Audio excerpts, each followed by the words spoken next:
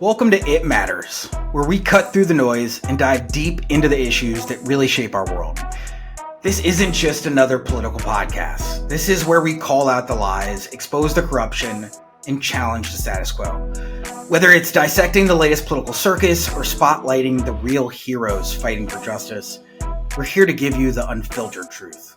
So buckle up. It's time to get real, get informed, and get ready to be honest. This is It Matters. Welcome to another moment of clarity in a world that often feels like it's lost its way. We live in an era where spin is sold as substance, where lies are dressed up as facts, and where the powerful think they can hoodwink us into believing anything. But today, we're stripping all that away. We're cutting through the noise, the distractions, and the outright fabrications to get to something we don't hear enough of anymore: the truth. Now, this may not be pretty. It's not going to be sugar-coated or wrapped in a bow. What you're about to hear might make you uncomfortable, or it might make you laugh. It might even make you a little angry, but guess what? That's what happens when you stop pretending and start confronting reality head on. So, let's dive in and talk about a little something called Project 2025, shall we? Because apparently someone over at the Heritage Foundation decided that the best way to move America forward is to turn the clock back. Way back. To a time when the biggest threats to our democracy were powdered wigs and smallpox. But I digress. What exactly is Project 2025, you ask? Well, buckle up, because this is going to be a doozy. You know how every family has that one uncle who's convinced the government is secretly controlled by lizard people? Well, now imagine that uncle got together with 100 of his closest conspiracy buddies, and instead of just sticking to wild-eyed Facebook rants, they decided to write a 900-page manifesto on how to run the country. That's Project 2025, brought to you by our friends at the Heritage Foundation. You see, they apparently decided that America is just one election away from needing a complete reboot. Because who doesn't love a good reboot? Or a MAGA makeover, if you will. This isn't just some hastily scribbled manifesto. No, the folks over at Heritage have been planning this for a while. We're talking about a vision that involves rewriting the rules of the game, consolidating power in the executive branch, and stripping away pesky little things like environmental protections, workers' rights, and, civil liberties. They're not messing around here. They want to turn America into a place where democracy is just a quaint idea, kind of like using a rotary phone or renting a VHS tape. At the heart of this grand plan is something they like to call the Unitary executive theory. Sounds fancy, but what it really is that it boils down to the I said so doctrine. In their perfect world, the president is like a really bad boss at a fast food restaurant. He gets to hire and fire whoever he wants, whenever he wants. And the only thing standing between you and getting tossed out on your ass is whether or not you've pledged undying loyalty to your boss. It's like The Apprentice, except there's nuclear codes. These folks genuinely believe that if you just give the president enough power, everything will magically fall into place. The government will run like a well-oiled machine, except it'll be a machine powered by fossil fuels, spewing out greenhouse gases, and grinding up anyone who doesn't fall in line. Efficiency, they call it. Now, I call it what happens when your Roomba gains sentience and decides to take over your house. Because they told you so. Now let's talk about the real crown jewel of Project 2025. It's their plan for abortion, or as they like to frame it, saving America from the horrors of reproductive freedom. You see, in the world of Project 2025, women have control over their own bodies. Well, that's just too radical. So what's their solution? Take us back to a time where reproductive rights were about as accessible as a payphone in 2024. These folks aren't content with just rolling back Roe v. Wade. Oh no. They want to take us to a time when getting an abortion meant risking your life in a back alley procedure or getting arrested. They dream of a world where states can ban abortion altogether, where contraceptives are treated like contraband in prison, and where Planned Parenthood clinics are as rare as a Blockbuster video store. And they're doing it all under the banner of family values. Because nothing says family values like forcing women to carry pregnancy to term against their will. stripping them of their autonomy and turning their personal health decisions into public policy debates. It's like trying to put out a fire by throwing gasoline on it. Let's be real, this isn't about protecting life. If it were, the same folks wouldn't be cutting funding for maternal health care programs, or slashing food assistance for low-income families, or trying to dismantle healthcare access for millions of Americans. Talk about pro-life. No, this is about control. It's about controlling women's bodies, controlling their choices, and controlling their futures. It's about saying, we know better than you do, and expecting women to just sit there and take it because they told you so. What Project 2025 really wants is to make women's rights something that's up for grabs, something that can be stripped away with the stroke of a pen or the turn of a political tide. They want to make it so that whether or not you have access to abortion depends on where you live, how much money you have, or who's in power at the moment. It's like playing Russian roulette with women's lives, and we know how much Republicans love Russians.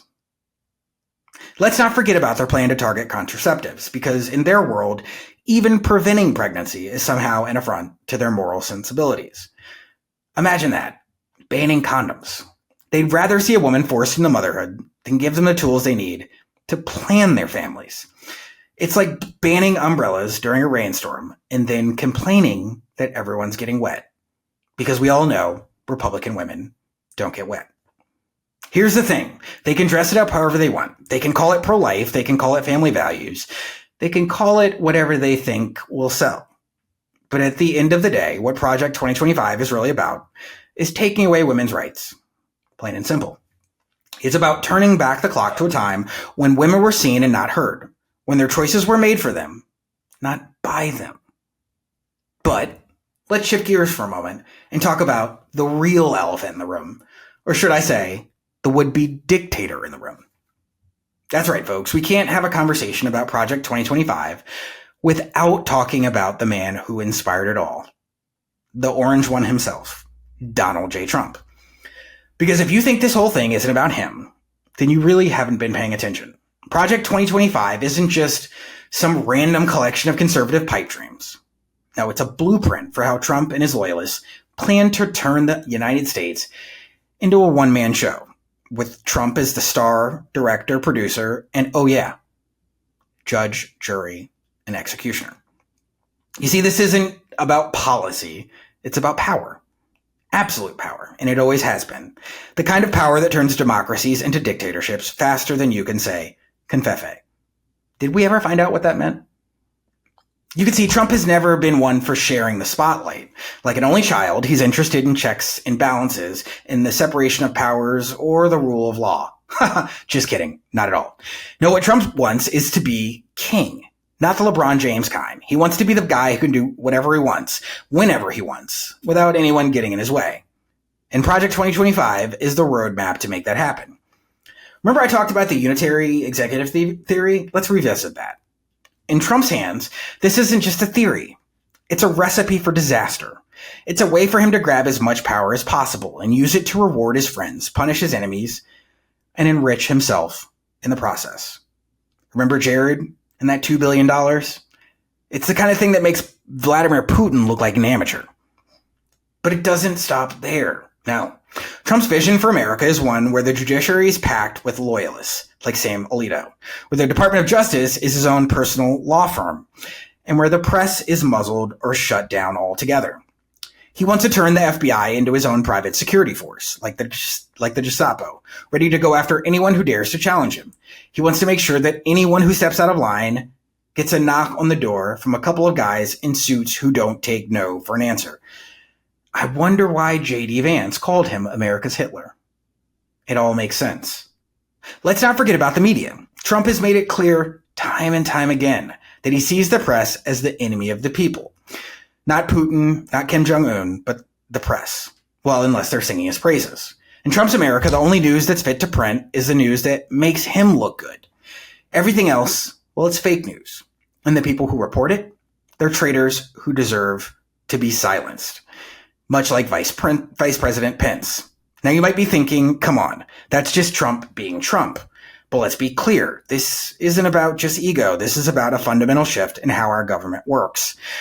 Donald Trump doesn't want to be president. He wants to be king. He wants to be the guy who can't be questioned, who can't be challenged, and who can't be stopped. And Project 2025 is his ticket to make that happen. It's a plan to turn our democracy into a dictatorship where the rule of law is whatever Trump says it is, because he says it is, where the Constitution is just a piece of paper, and where the American people are nothing more than spectators in his reality show that's gone off the rails. But here's the thing. Trump's vision, it's not inevitable. It's not a done deal. It's a choice. And it's a choice we get to make. We can either stand by and let this dystopian nightmare become a reality, or we can stand up and say, not on our watch. We can choose to defend our democracy, to protect our rights, and to make sure that power remains where it belongs, in the hands of the people, you and me, not in the hands of one man, especially not a crazy one like Donald Trump. But Project 2025 doesn't stop at making the president an all-powerful overlord. No. It also has big plans for federal agencies. Take the Department of Education, for example. Now, most of us can all agree education, it's kind of important, unless you live in Florida. Reading, writing, arithmetic, the basics. But according to these geniuses, the Department of Education, well, it's just a bunch of bureaucratic nonsense.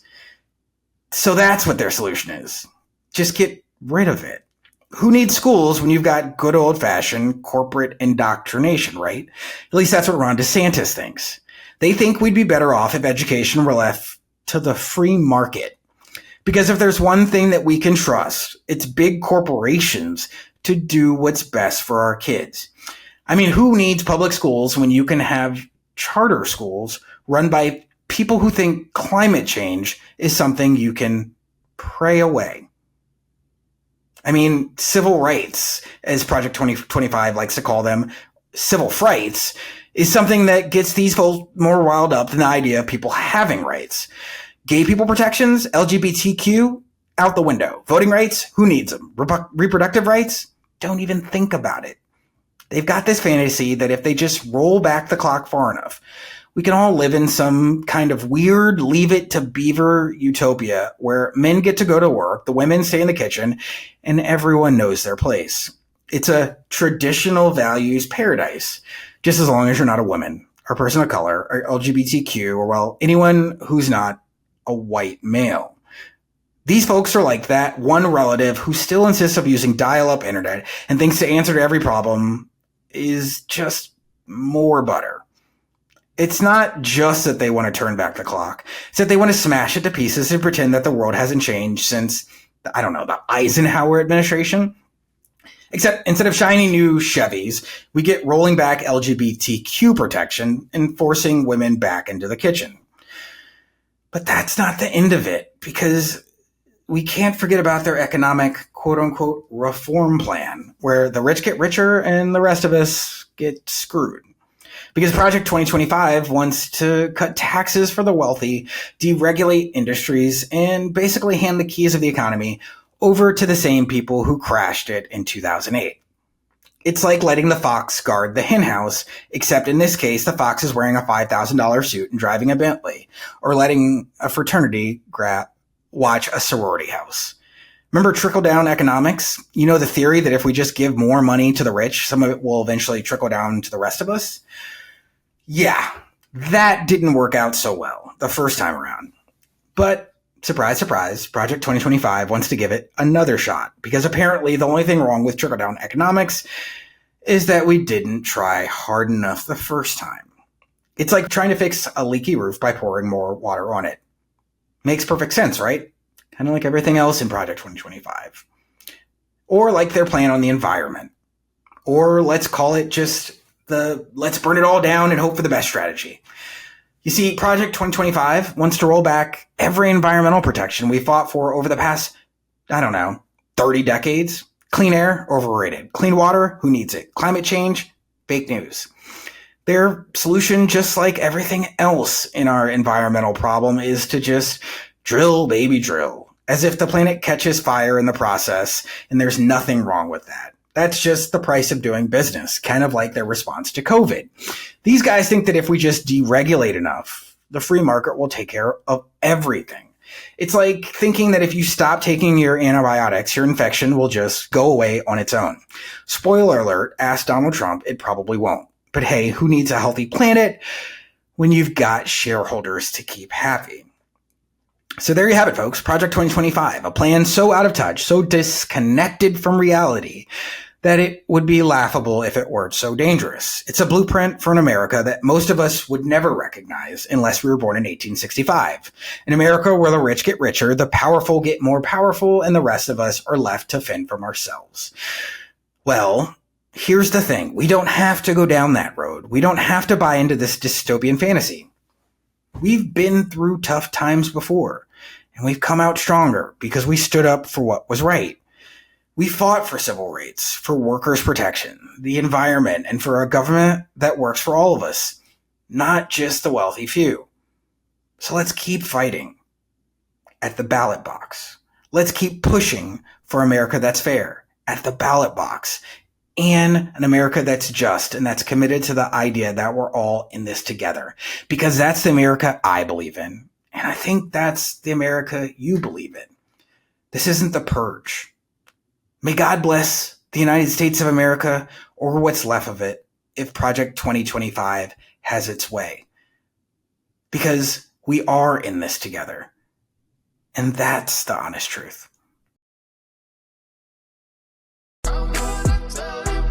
Thanks for being with me today. Share this episode with others, like and review it, and please keep learning all you can so that you can make an informed voting decision this year. Come back next week for more Truth in Politics. I'm Michael Starr Hopkins, and this is It Matters.